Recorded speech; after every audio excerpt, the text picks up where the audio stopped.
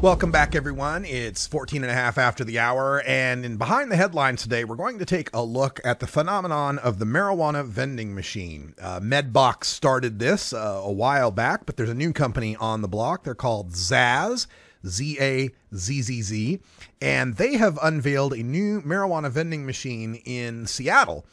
This is particularly at, let's see, the location is, I got to remember which one it is, Seattle Caregivers, that's it, which is a medical marijuana dispensary. And every time one of these medical marijuana vending machines is unveiled, the media just freak out over the idea that there's going to be pot in a vending machine. Brings to mind the idea of cigarette vending machines that I grew up with, where kids had easy access to get themselves a pack of smokes when no one was looking. Or the vending machines we have in our high schools, middle schools, and elementary schools, dispensing all sorts of soda and junk food. But folks, these vending machines we're talking about are as far from a regular vending machine as a bank is from an ATM. This is an amazing piece of technology, and some of the reports on this, The Atlantic has a great article on this, where they point out that, first of all, the product is not even seen in the vending machine. The entire front of the vending machine is a large video touchscreen interface that will show you pictures of the products and give you all sorts of description of the products, but you can't actually see the products. This comports with the law in Washington State, where cannabis can't be in public view, as it is in many states.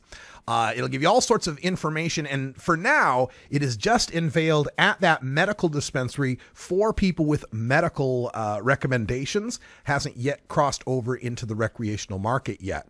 As far as security, previous vending machines, like the ones Medbox have put out, relied on a sort of thumbprint technology that required someone to register first before they could use that machine. We had to get their thumbprints into the database, so to speak.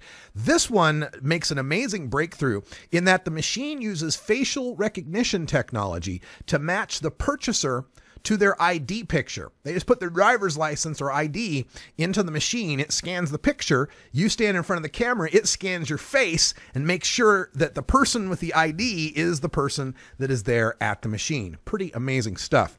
Also, for security purposes, the packages that you get from the vending machine are tracked with RFID chips. That's a radio frequency ID chips. The machine itself is climate controlled and secure, very difficult to break into, and all the products within being kept at a good temperature and humidity for cannabis. Now, it will not accept credit or debit cards.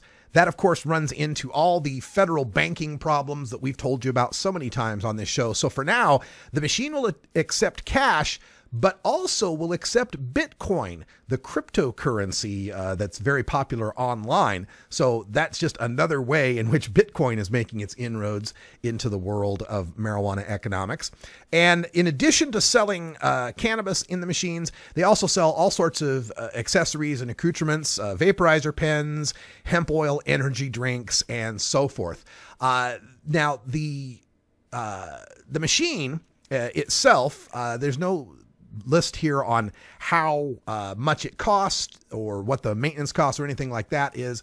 But according to Greg Honan, the owner of Herbal Elements, which is another dispensary that installed the machine, said you can really stack inventory in a safe manner in a concentrated area. And that's where it's going to have a lot of allure for the cannabis owner, is this ability to have stock in cannabis without having to put it behind a bunch of display shelves that could be victimized by a smash and grab robbery, for example. Now, the charge, the first purchase made in the ZaZZZ machine up there in Seattle was a gram of Girl Scout cookies that went for $15. So I know that price sounds high to some of us listening, sounds low to others of us, but compared to what the prices have been in Seattle, $15 a gram is a steal. Pretty good situation there. The machine is in the dispensary, so you do have to show your medical marijuana recommendation before you can enter the building where the machine's at. So that's how it's controlling this to just be for medical users. And it'll also have edibles in it and other merchandise as well. The machines, I think this is a great move and, very convenient for the customer. But we need to expand this to the users of cannabis that aren't using it for medical purposes. All consumers should have access to these machines. And if the opponents of marijuana are really concerned about the security and keeping track of all of the marijuana purchases, they should welcome these kinds of electronic improvements. Well, good morning, my friends. Today we shall...